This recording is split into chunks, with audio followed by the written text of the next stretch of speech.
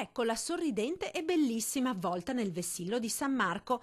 Anna Zonta, 28 anni, studentessa di Borso del Grappa, è uno dei simboli delle donne venete del calendario realizzato da Raise Venete per raccogliere fondi in favore delle popolazioni della Riviera del Brenta devastata dal tornado dell'8 luglio scorso. Volto simbolo della bellezza veneta con la pelle nera, perché Anna, originaria dell'Uganda, è stata adottata quando aveva 8 anni da una coppia trevigiana ed ora è orgogliosa di rappresentare quella che considera la sua terra. Mi sento al 100% veneta.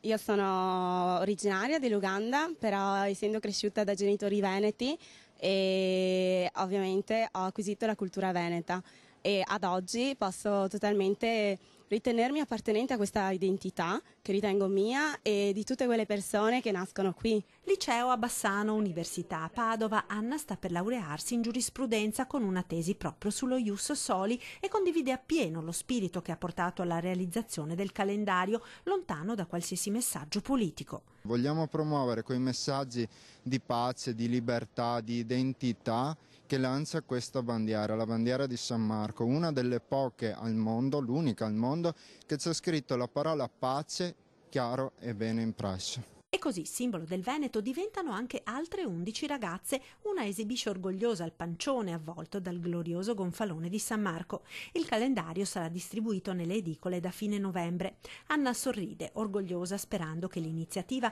possa portare un contributo importante alla gente della Riviera, gente veneta che parla dialetto proprio come quello che le ha insegnato la nonna.